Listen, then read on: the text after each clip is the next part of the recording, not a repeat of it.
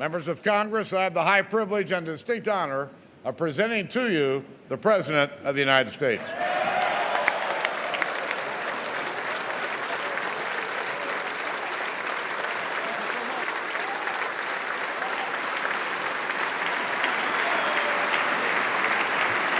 Thank you. Thank you so much, please. Mr. Speaker, Mr. Vice President, members of Congress, my fellow Americans. We are 15 years into this new century.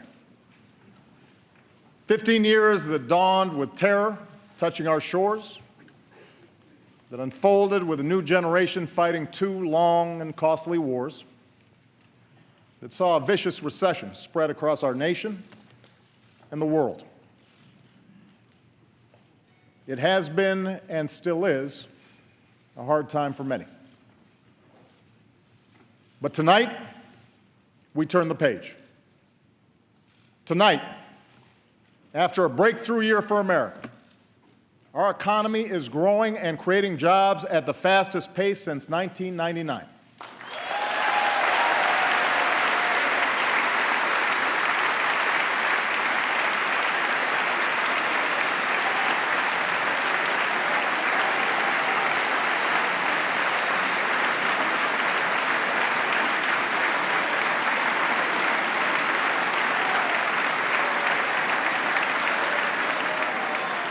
Our unemployment rate is now lower than it was before the financial crisis. More of our kids are graduating than ever before.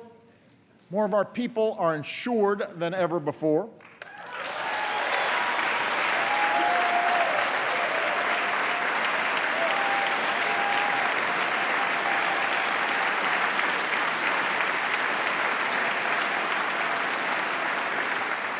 And we are as free from the grip of foreign oil as we've been in almost 30 years.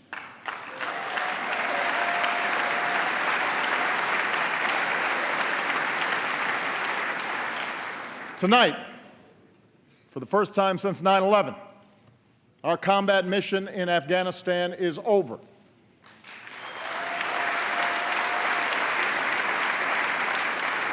Six years ago, nearly 180,000 American troops served in Iraq and Afghanistan. Today, fewer than 15,000 remain. And we salute the courage and sacrifice of every man and woman in this 9/11 generation who has served to keep us safe. We are humbled and grateful for your service.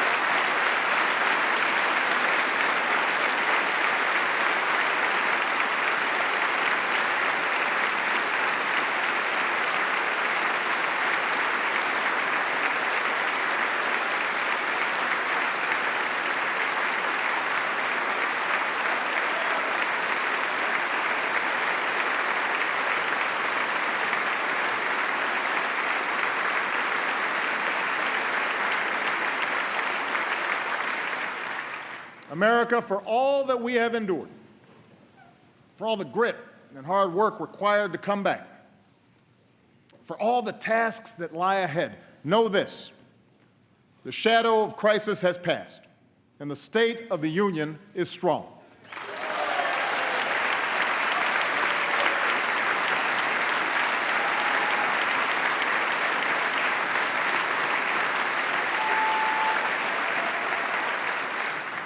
At this moment, with a growing economy, shrinking deficits, bustling industry, booming energy production, we have risen from recession freer to write our own future than any other nation on earth. It's now up to us to choose who we want to be over the next 15 years and for decades to come. Will we accept an economy where only a few of us do spectacularly well? Or will we commit ourselves to an economy that generates rising incomes and chances for everyone who makes the effort?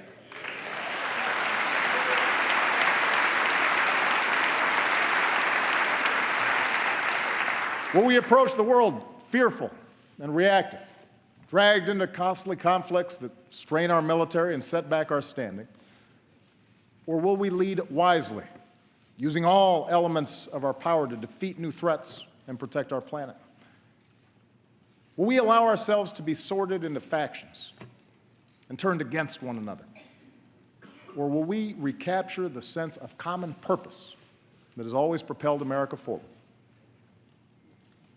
In 2 weeks, I will send this Congress a budget filled with ideas that are practical, not partisan. And in the months ahead, I'll crisscross the country making a case for those ideas. So tonight, I want to focus less on a checklist of proposals and focus more on the values at stake in the choices before us. It begins with our economy. 7 years ago, Rebecca and Ben Earler of Minneapolis were newlyweds.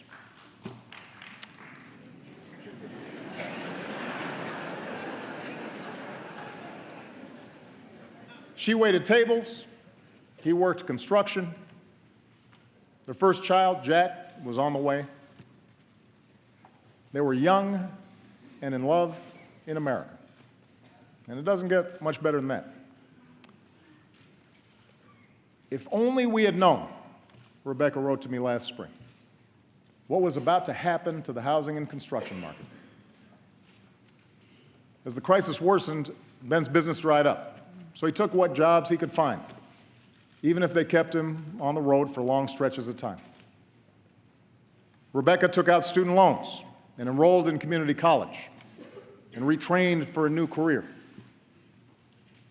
They sacrificed for each other. And slowly it paid off. They bought their first home. They had a second son, Henry. Rebecca got a better job and then a raise. Ben's back in construction and home for dinner every night. It is amazing, Rebecca wrote, what you can bounce back from when you have to. We are a strong, tight-knit family who has made it through some very, very hard times.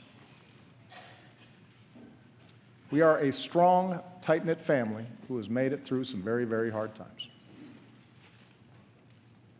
America, Rebecca and Ben's story is our story. They represent the millions who've worked hard and scrimped and sacrificed and retooled. You are the reason that I ran for this office. You are the people I was thinking of 6 years ago today, in the darkest months of the crisis, when I stood on the steps of this Capitol and promised we would rebuild our economy on a new foundation. And it has been your resilience, your effort, that has made it possible for our country to emerge stronger. We believed we could reverse the tide of outsourcing and draw new jobs to our shores. And over the past 5 years, our businesses have created more than 11 million new jobs.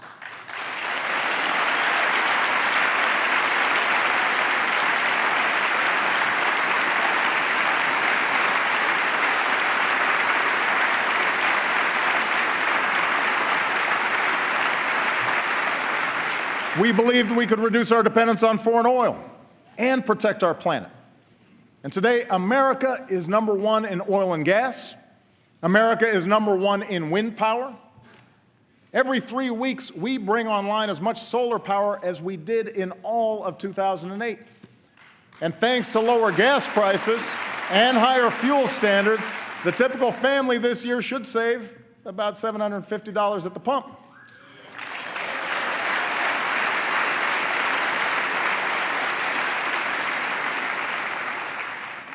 We believed we could prepare our kids for a more competitive world. And today, our younger students have earned the highest math and reading scores on record. Our high school graduation rate has hit an all-time high. More Americans finish college than ever before.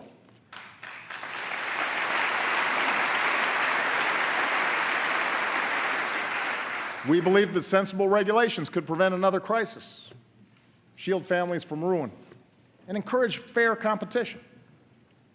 Today, we have new tools to stop taxpayer-funded bailouts and a new consumer watchdog to protect us from predatory lending and abusive credit card practices. And in the past year alone, about 10 million uninsured Americans finally gained the security of health coverage.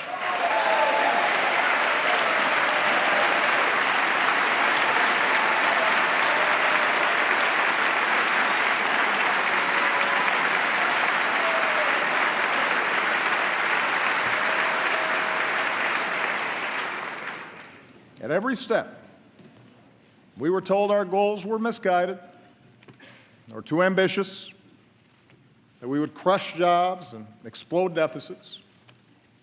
Instead, we've seen the fastest economic growth in over a decade, our deficits cut by 2/3, a stock market that has doubled, and healthcare inflation at its lowest rate in 50 years.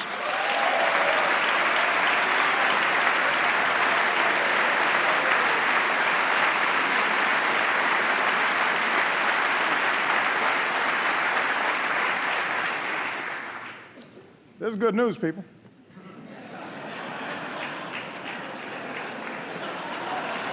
So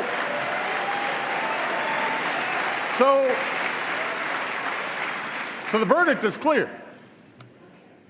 Middle-class economics works. Expanding opportunity works. And these policies will continue to work as long as politics don't get in the way. We can't slow down businesses or put our economy at risk with government shutdowns or fiscal showdowns. We can't put the security of families at risk by taking away their health insurance or unraveling the new rules on Wall Street or refighting past battles on immigration when we've got to fix a broken system. And if a bill comes to my desk that tries to do any of these things, I will veto it. It will have earned my veto.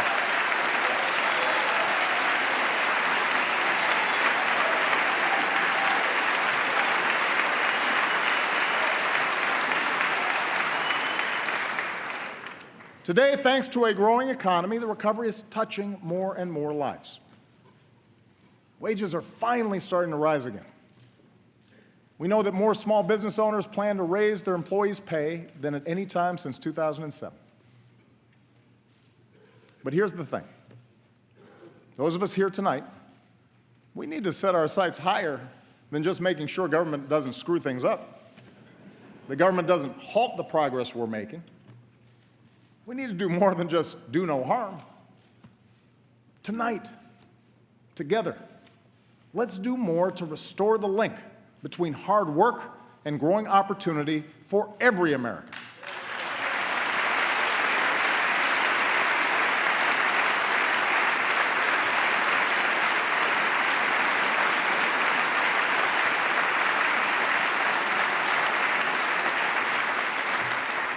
Because families like Rebecca's still need our help. She and Ben are working as hard as ever, but they've had to forego vacations and a new car so that they can pay off student loans and save for retirement. Friday night pizza, that's a big splurge. Basic child care for Jack and Henry costs more than their mortgage and almost as much as a year at the University of Minnesota. Like millions of hardworking Americans, Rebecca isn't asking for a handout, but she is asking that we look for more ways to help families get ahead. And in fact, at every moment of economic change throughout our history, this country has taken bold action to adapt to new circumstances and to make sure everyone gets a fair shot.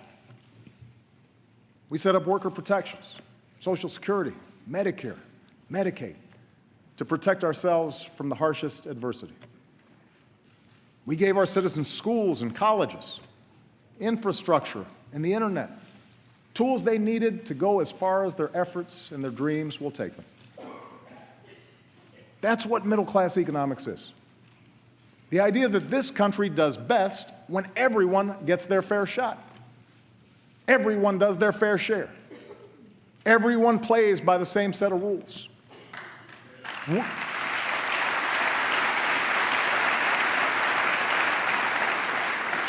We don't just want everyone to share in America's success, we want everyone to contribute to our success.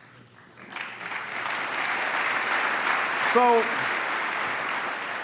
what does middle-class economics require in our time? First, middle-class economics means helping working families feel more secure in a world of constant change. It means helping folks afford childcare, college, health care, a home, retirement. And my budget will address each of these issues, lowering the taxes of working families and putting thousands of dollars back into their pockets each year.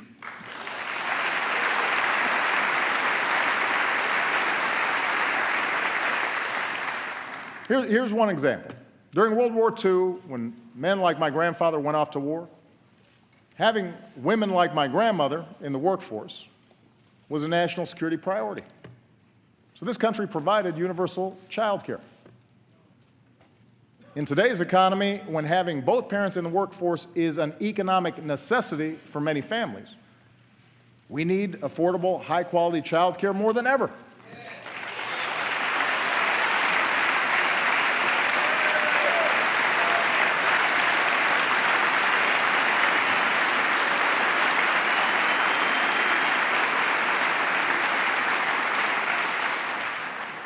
It's not a nice to have, it's a must have. So it's time we stop treating child care as a side issue or as a women's issue and treat it like the national economic priority that it is for all of us.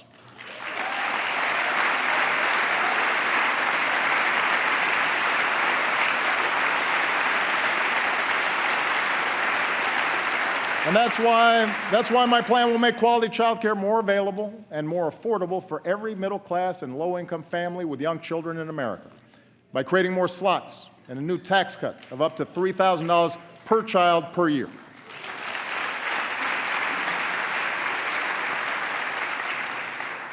Here's another example. Today, we are the only advanced country on earth that doesn't guarantee paid sick leave or paid maternity leave to our workers. 43 million workers have no paid sick leave. 43 million. Think about that. And that forces too many parents to make the gut-wrenching choice between a paycheck and a sick kid at home. So I'll be taking new action to help states adopt paid leave laws of their own. And since paid sick leave won where it was on the ballot last November, let's put it to a vote right here in Washington. Send me a bill that gives every worker in America the opportunity to earn 7 days of paid sick leave. It's the right thing to do. It's the right thing to do.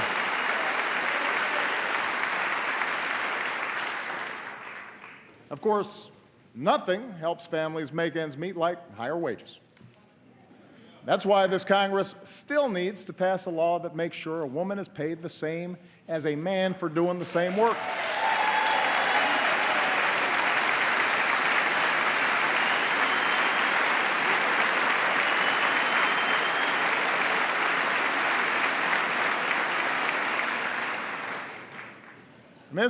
It's 2015. It's time. We still need to make sure employees get the overtime they've earned. And everyone in this Congress who still refuses to raise the minimum wage, I say this: if you truly believe you could work full-time and support a family on less than $15,000 a year, try it.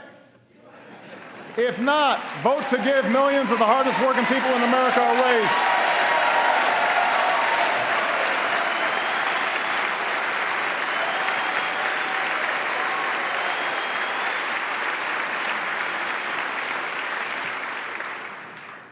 Now, these ideas won't make everybody rich, won't relieve every hardship. That's not the job of government. To give working families a fair shot, we still need more employers to see beyond next quarter's earnings and recognize that investing in their workforce is in their company's long-term interest. We still need laws that strengthen rather than weaken unions and give American workers a voice. But you know, things like child care and sick leave and equal pay, things like lower mortgage premiums and a higher minimum wage, These ideas will make a meaningful difference in the lives of millions of families. That's a fact. And that's what all of us, Republicans and Democrats alike, were sent here to do. And second, to make sure folks keep earning higher wages down the road, we have to do more to help Americans upgrade their skills. You know, America thrived in the 20th century because we made high school free, sent a generation of GIs to college, trained the best workforce in the world. We were ahead of the curve. But other countries caught on. And in a 21st century economy that rewards knowledge like never before, we need to up our game. We need to do more. By the end of this decade, 2 in 3 job openings will require some higher education. 2 in 3. And yet we still live in a country where too many bright, striving Americans are priced out of the education they need. It's not fair to them, and it's sure not smart for our future. And that's why I'm sending this Congress a bold new plan to lower the cost of community college to zero.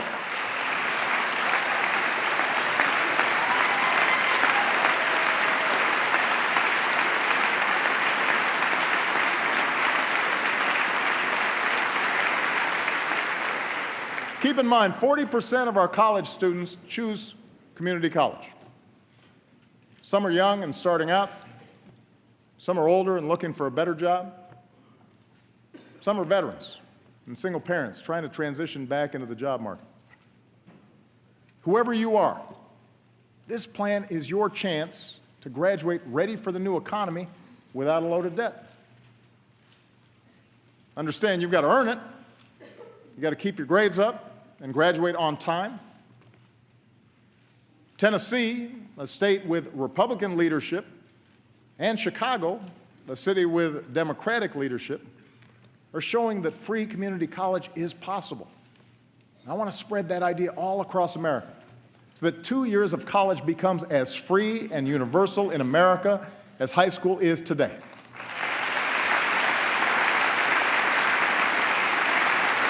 Let's stay ahead of the curve.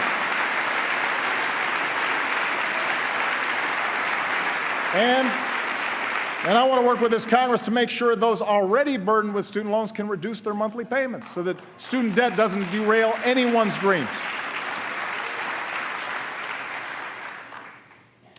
Thanks to Vice President Biden's great work to update our job training system, we're connecting community colleges with local employers to train workers to fill high-paying jobs like coding and nursing and robotics. Tonight, I'm also asking more businesses to follow the lead of companies like CVS and UPS and offer more educational benefits and paid apprenticeships, opportunities that give workers the chance to earn higher-paying jobs even if they don't have a higher education. And as a new generation of veterans comes home, we owe them every opportunity to live the American dream they helped defend. Already, we've made strides towards ensuring that every veteran has access to the highest quality care. We're slashing the backlog that had too many veterans waiting years to get the benefits they need. And we're making it easier for vets to translate their training and experience into civilian jobs. And joining forces, the national campaign launched by Michelle and Jill Biden. Thank you, Michelle. Thank you, Jill. Has helped nearly 700,000 veterans and military spouses get a new job.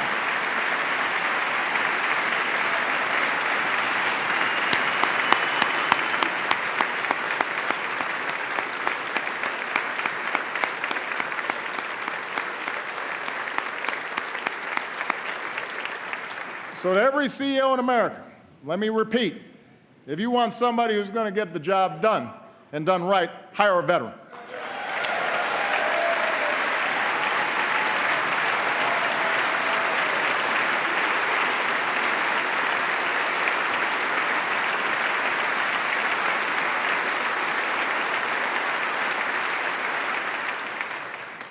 Finally, as we better train our workers, we need the new economy to keep churning out high-wage jobs for our workers to fill.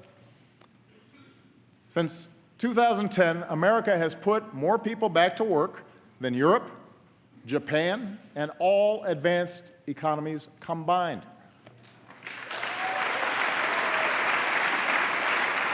Our manufacturers have added almost 800,000 new jobs. Some of our bedrock sectors, like our auto industry, are booming. But there are also millions of Americans who work in jobs that didn't even exist 10 or 20 years ago. Jobs at companies like Google and eBay and Tesla. So no one knows for certain which industries will generate the jobs of the future. But we do know we want them here in America. We know that.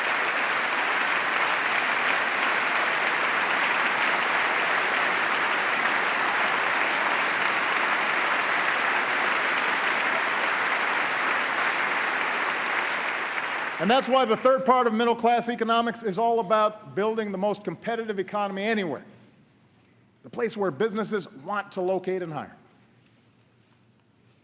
21st century businesses need 21st century infrastructure, modern ports and stronger bridges, faster trains, and the fastest internet. Democrats and Republicans used to agree on this. So let's set our sights higher than a single oil pipeline. Let's pass a bipartisan infrastructure plan that could create more than 30 times as many jobs per year and make this country stronger for decades to come. Let's do it. Let's get it done. Let's get it done. 21st century businesses, including small businesses, need to sell more American products overseas. Today, our businesses export more than ever, and exporters tend to pay their workers higher wages. But as we speak, China wants to write the rules for the world's fastest growing region. That would put our workers and our businesses at a disadvantage. Why would we let that happen? We should write those rules. We should level the playing field. That's why I'm asking both parties to give me trade promotion authority to protect American workers with strong new trade deals from Asia to Europe that aren't just free, but are also fair. It's the right thing to do.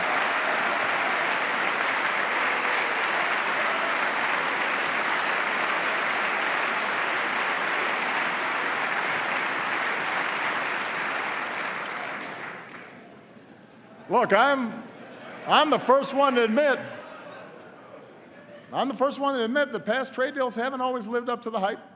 And that's why we've gone after countries that break the rules at our expense. But 95% of the world's customers live outside our borders. We can't close ourselves off from those opportunities. More than half of manufacturing executives have said they're actively looking to bring jobs back from China. So let's give them one more reason to get it done.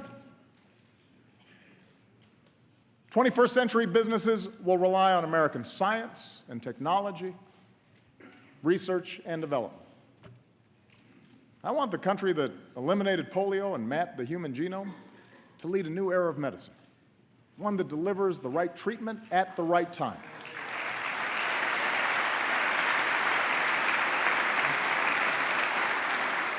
In some patients with cystic fibrosis, this approach has reversed a disease once thought unstoppable.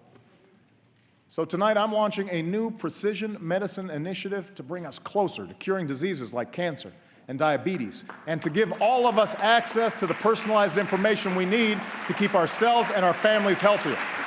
We can do this.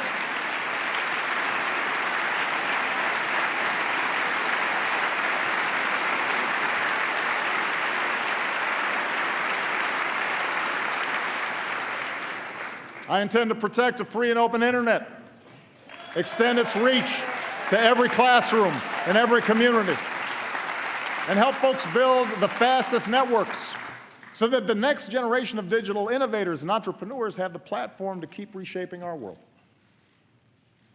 I want Americans to win the race for the kinds of discoveries that unleash new jobs, converting sunlight into liquid fuel, creating revolutionary prosthetics so that a veteran who gave his arms for his country can play catch with his kids again, pushing out into the solar system, not just to visit, but to stay. Now, last month, we launched a new spacecraft as part of a re-energized space program that will send American astronauts to Mars. And in 2 months, to prepare us for those missions, Scott Kelly will begin a year-long stay in space. So good luck, Captain. Make sure to Instagram it. We're proud of it.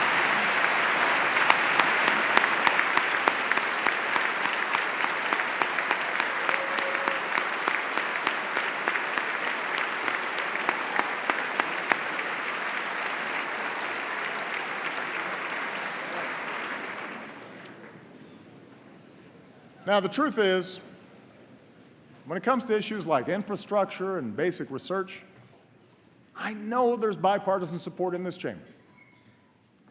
Members of both parties have told me so.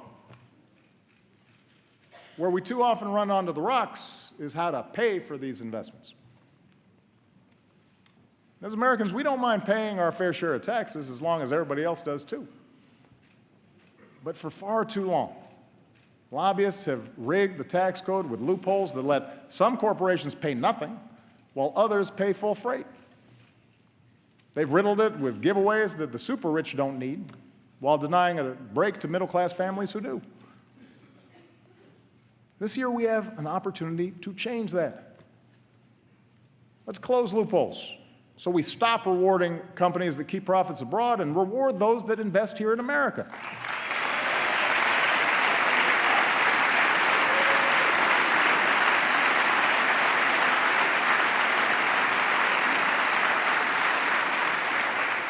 Let's use those savings to rebuild our infrastructure and to make it more attractive for companies to bring jobs home.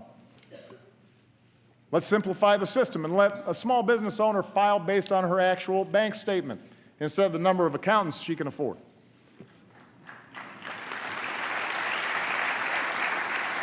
And let's close the loopholes that lead to inequality by allowing the top 1% to avoid paying taxes on their accumulated wealth. We can use that money to help more families pay for childcare and send their kids to college. We need a tax code that truly helps working Americans trying to get a leg up in the new economy, and we can achieve that together.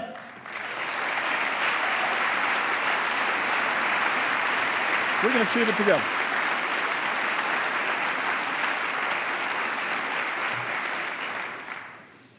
Helping hardworking families make ends meet, giving them the tools they need for good-paying jobs in this new economy, maintaining the conditions of growth and competitiveness. This is where America needs to go. I believe it's where the American people want to go. It'll make our economy stronger a year from now, 15 years from now, and deep into the century ahead. Of course, if there's one thing this new century has taught us, it's that we cannot separate our work here at home from challenges beyond our shores. My first duty as Commander-in-Chief is to defend the United States of America. In doing so, the question is not whether America leads in the world, but how.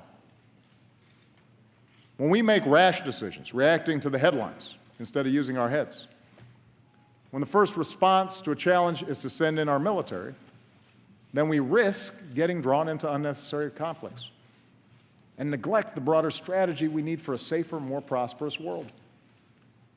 That's what our enemies want us to do. I believe in a smarter kind of American leadership. We lead best when we combine military power with strong diplomacy, when we leverage our power with coalition building,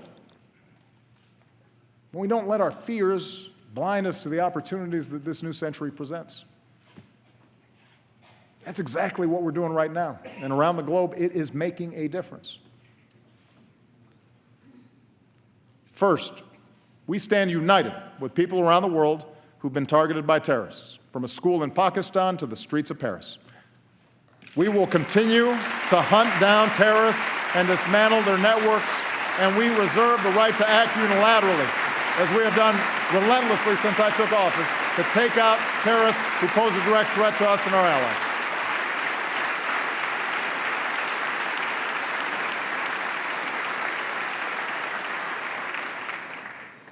At the same time, we've learned some costly lessons over the last 13 years. Instead of Americans patrolling the valleys of Afghanistan, we've trained their security forces, who've now taken the lead. And we've honored our troops' sacrifice by supporting that country's first democratic transition. Instead of sending large ground forces overseas, we're partnering with nations from South Asia to North Africa to deny safe haven to terrorists who threaten America. In Iraq and Syria, American leadership, including our military power, is stopping ISIL's advance. Instead of getting dragged into another ground war in the Middle East, we are leading a broad coalition, including Arab nations, to degrade and ultimately destroy this terrorist group. We're also supporting a moderate opposition in Syria that can help us in this effort, and assisting people everywhere who stand up to the bankrupt ideology of violent extremism. Now, this effort will take time. It will require focus. But we will succeed. And tonight, I call on this Congress to show the world that we are united in this mission by passing a resolution to authorize the use of force against ISIL. We need that authority. Second, we're demonstrating the power of American strength and diplomacy. We're upholding the principle that bigger nations can't bully the small by opposing Russian aggression and supporting Ukraine's democracy and reassuring our NATO allies.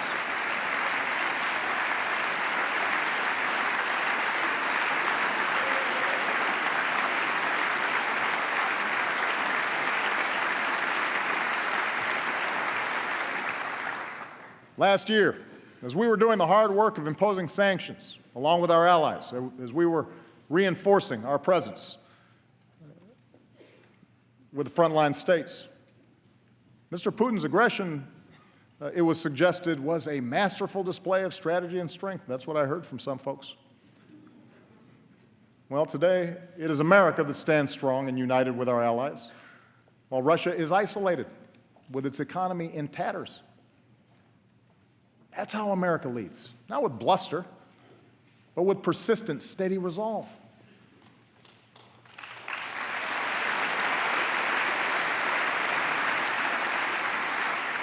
You know, in Cuba, we are ending a policy that was long past its expiration date.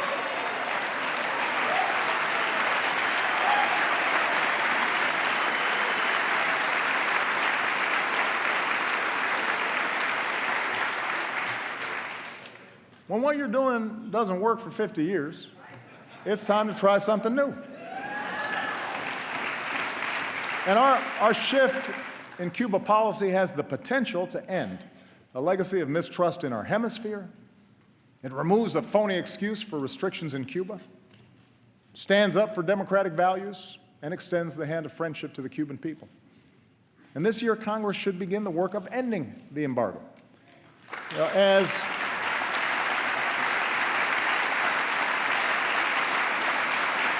His Holiness Pope Francis has said, diplomacy is the work of small steps. These small steps have added up to new hope for the future in Cuba. And after years in prison, we are overjoyed that Alan Gross is back where he belongs. Welcome home, Alan. We're glad you're here.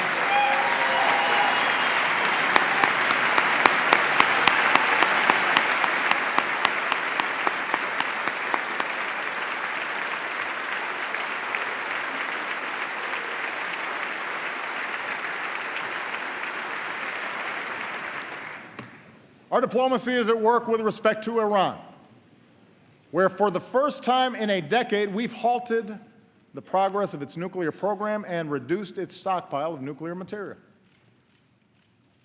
Between now and this spring, we have a chance to negotiate a comprehensive agreement that prevents a nuclear-armed Iran, secures America and our allies, including Israel, while avoiding yet another Middle East conflict.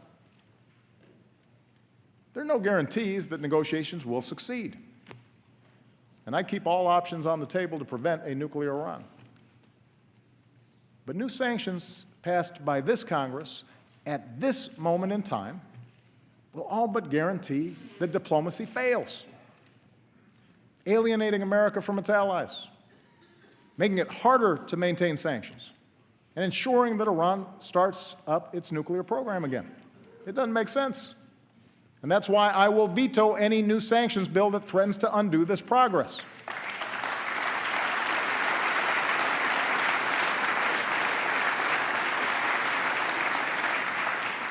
The American people expect us only to go to war as a last resort, and I intend to stay true to that wisdom. Third, we're looking beyond the issues that have consumed us in the past to shape the coming century. No foreign nation, no hacker should be able to shut down our networks, steal our trade secrets, or invade the privacy of American families, especially our kids.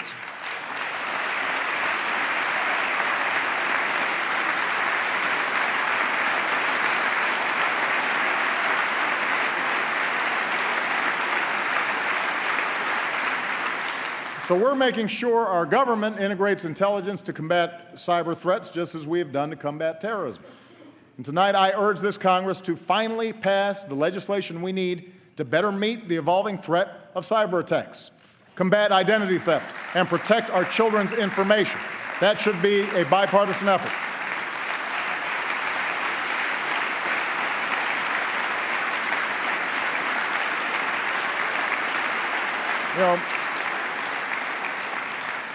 If we don't act, we'll leave our nation and our economy vulnerable. If we do, we can continue to protect the technologies that have unleashed untold opportunities for people around the globe.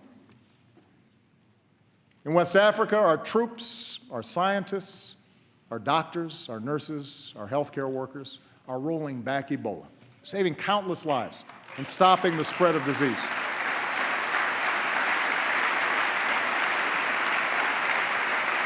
I could not be prouder of them. And I thank this Congress for your bipartisan support of their efforts. But the job is not yet done, and the world needs to use this lesson to build a more effective global effort to prevent the spread of future pandemics, invest in smart development, and eradicate extreme poverty. In the Asia-Pacific, we are modernizing alliances while making sure that other nations play by the rules in how they trade, how they resolve maritime disputes, how they participate in meeting common international challenges like nonproliferation and disaster relief. And no challenge poses a greater threat to future generations than climate change. –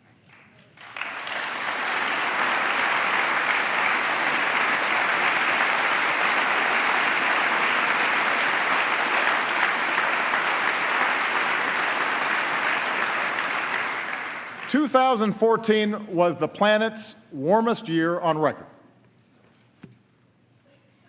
Now, one year doesn't make a trend, but this does. 14 of the 15 warmest years on record have all fallen in the first 15 years of this century.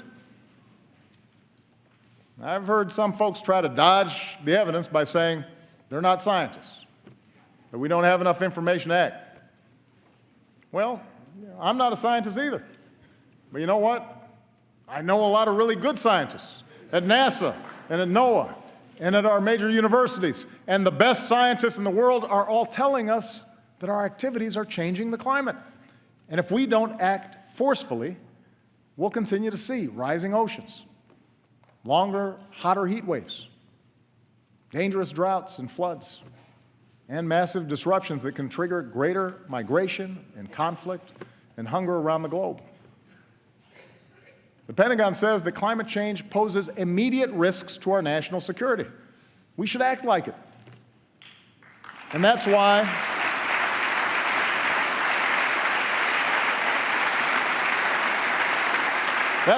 over the past 6 years, we've done more than ever to combat climate change, from the way we produce energy to the way we use it. That's why we've set aside more public lands and waters than any administration in history. And that's why I will not let this Congress endanger the health of our children by turning back the clock on our efforts. I am determined to make sure that American leadership drives international action.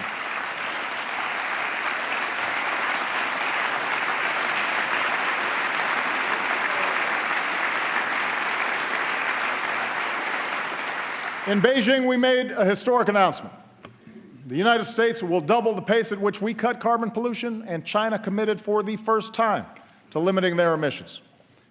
And because the world's two largest economies came together, other nations are now stepping up and offering hope that this year the world will finally reach an agreement to protect the one planet we've got. And there's one last pillar of our leadership, and that's the example of our values. As Americans, we respect human dignity even when we're threatened, which is why I have prohibited torture and worked to make sure our use of new technology like drones is properly constrained.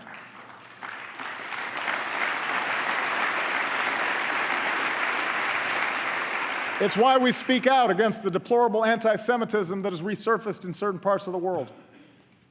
It's why we continue to reject offensive stereotypes of Muslims, the vast majority of whom share our commitment to peace.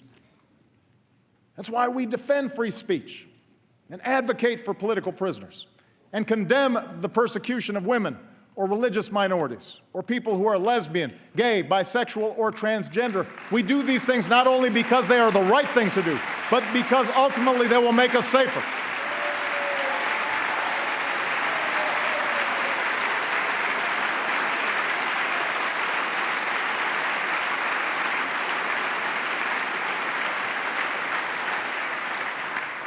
As Americans, we have a profound commitment to justice.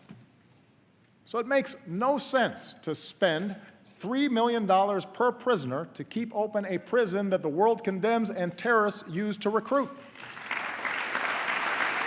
Since I've been president, we've worked responsibly to cut the population of Gitmo in half. Now it is time to finish the job, and I will not relent in my determination to shut it down. It is not who we are. It's time to close Gitmo.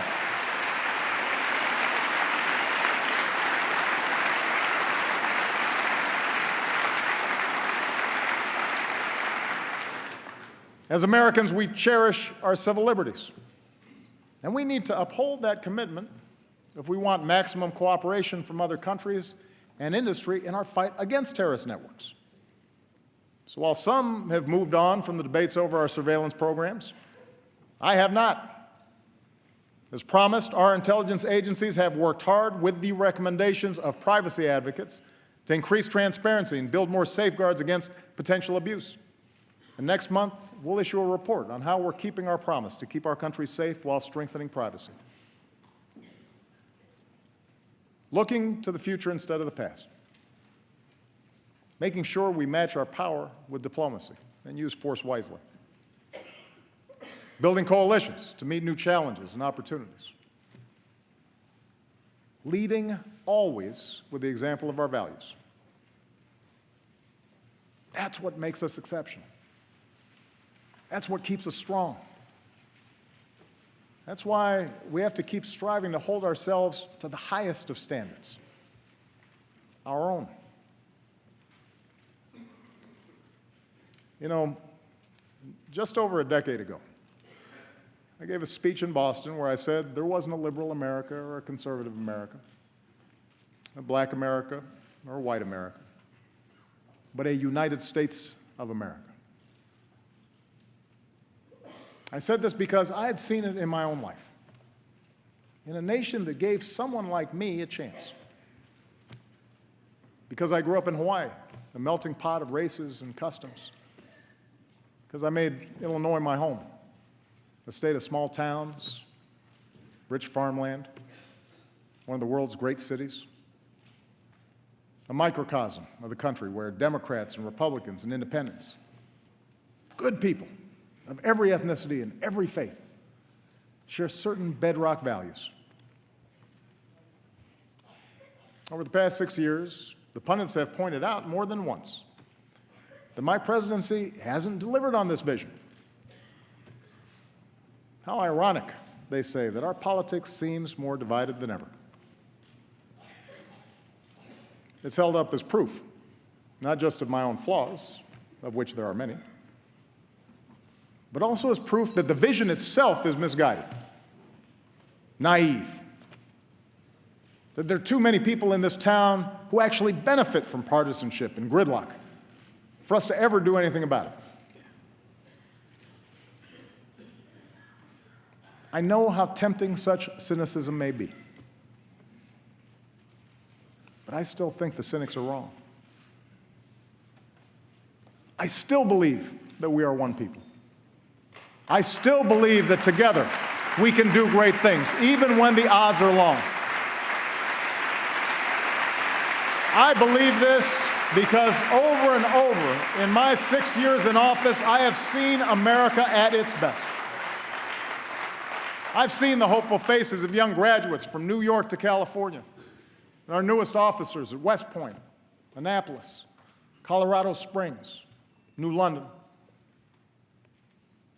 I've mourned with grieving families in Tucson, in Newtown, in Boston, in West Texas, in West Virginia.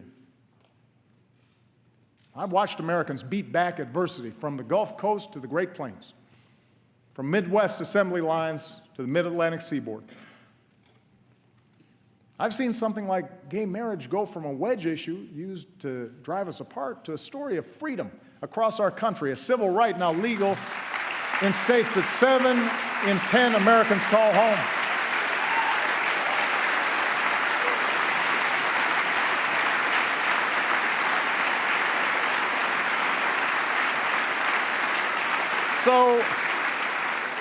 So I know the good and optimistic and big-hearted generosity of the American people, who every day live the idea that we are our brother's keeper and our sister's keeper. And I know they expect those of us who serve here to set a better example. So the question for those of us here tonight is how we, all of us, can better reflect America's hopes. I've served in Congress with many of you. I know many of you well. There are a lot of good people here on both sides of the aisle. And many of you have told me that this isn't what you signed up for. Arguing past each other on cable shows, the constant fundraising, always looking over your shoulder at how the base will react to every decision. Imagine if we broke out of these tired old patterns. Imagine if we did something different. Understand, a better politics isn't one where Democrats abandon their agenda or Republicans simply embrace mine. A better politics is one where we appeal to each other's basic decency instead of our basest fears. A better politics is one where we debate without demonizing each other, where we talk issues and values and principles and facts rather than gotcha moments or trivial gaffes or fake controversies that have nothing to do with people's daily lives. A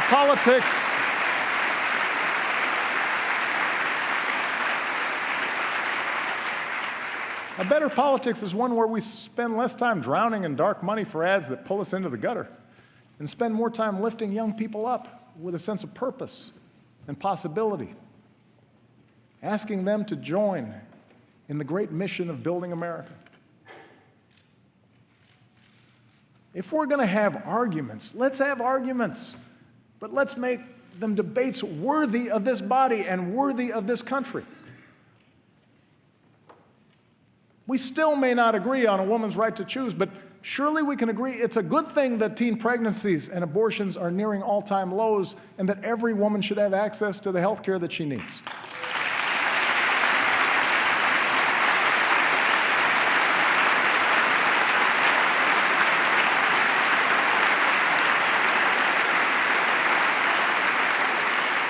Yes, passions still fly on immigration, but surely we can all see something of ourselves in the striving young student and agree that no one benefits when a hardworking mom is snatched from her child, and then it's possible to shape a law that upholds our tradition as a nation of laws and a nation of immigrants.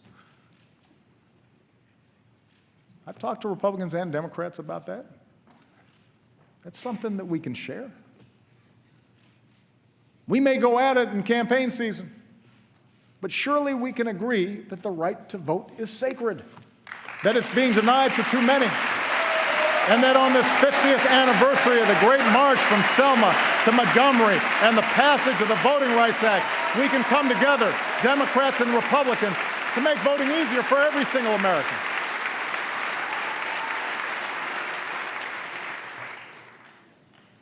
We may have different takes on the events of Ferguson and New York, but surely we can understand a father who fears his son can't walk home without being harassed. And surely we can understand the wife who won't rest until the police officer she married walks through the front door at the end of his shift. And surely we can agree that it's a good thing that for the first time in 40 years, the crime rate and the incarceration rate have come down together. And use that as a starting point for Democrats and Republicans, community leaders and law enforcement to reform America's criminal justice system so that it protects and serves all of us.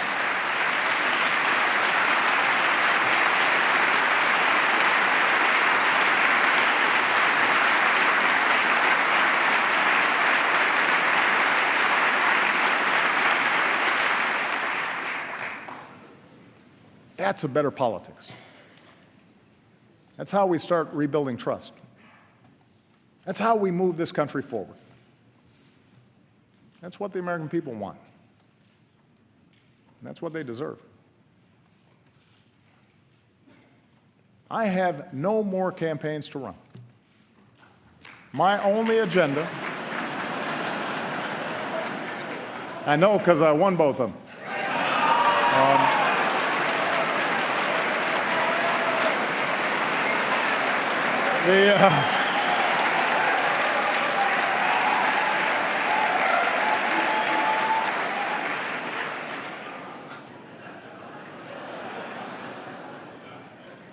My only agenda for the next 2 years is the same as the one I've had since the day I swore an oath on the steps of this Capitol: to do what I believe is best for America. If you share the broad vision I outlined tonight, I ask you to join me in the work at hand. If you disagree with parts of it, I hope you'll at least work with me where you do agree. And I commit to every Republican here tonight that I will not only seek out your ideas, I will seek to work with you to make this country stronger.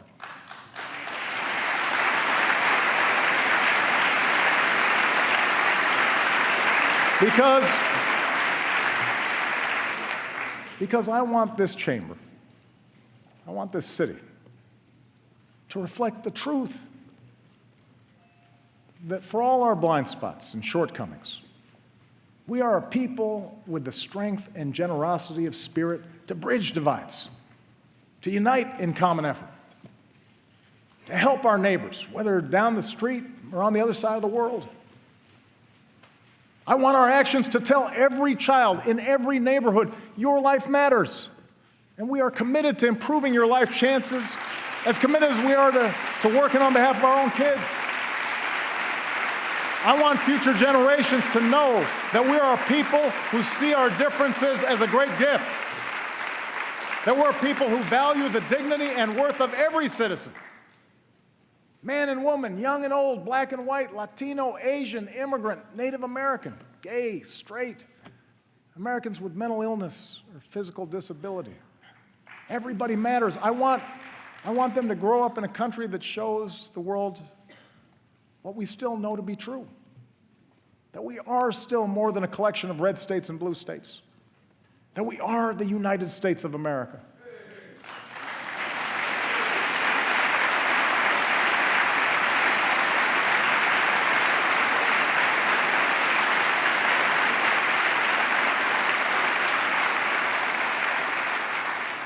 I want them to grow up in a country where a young mom can sit down and write a letter to her president with a story that sums up these past 6 years. It's amazing what you can bounce back from when you have to. We are a strong, tight-knit family who's made it through some very, very hard times. My fellow Americans, we too are a strong, tight-knit family. We too have made it through some hard times. 15 years into this new century, we have picked ourselves up, dusted ourselves off, and begun again the work of remaking America. We have laid a new foundation. A brighter future is ours to write.